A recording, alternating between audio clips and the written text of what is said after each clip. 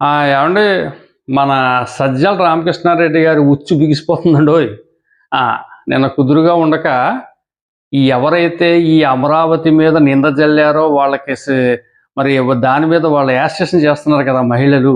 ఈ సాక్షి కార్యాలయం మీద దాని మీద దాడి చేస్తూ ఉంటే వీళ్ళందరిని ఏదో టీడీపీ అనుబంధ మహిళలని, అనుబంధ సంఘాలని, అంకరజాతని తప్పుడుగా మాట్లాడేసాడు అతను. అంటే ఆయనకేమది కొత్త కాదు. ఆయనకేమది బాధ అనిపించదు. అతను అంతే అలాగే మాట్లాడతాడు. అది కూడా మనం చెప్పుకున్నాం కదా! అయితే ఊరుకుంటారు ఏంటండి నోటికొచ్చినట్టు చెప్పేస్తుంటే. దానికోసం ఇప్పుడు మహిళా కమిషన్ చాలా సీరియస్ అయింది. ఇతని మీద కేసు పెట్టి అవసరమైతే వివరణ అడిగే పరిస్థితిలో కూడా ఉన్నారు.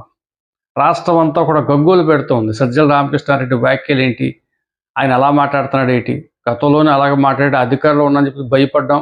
ఇప్పుడు మాకేంటి భయం? ఇప్పుడు ఏం చేస్తారు మీరు?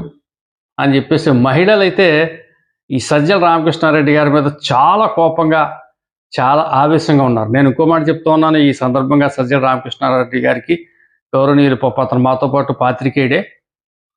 ఇది టీడీపీ అనుసంధానం అనేది మీకు ఎవరు చెప్పారో తెలియదు కానీ చాలా పొరపాటు మాట అనేశారు మీరు.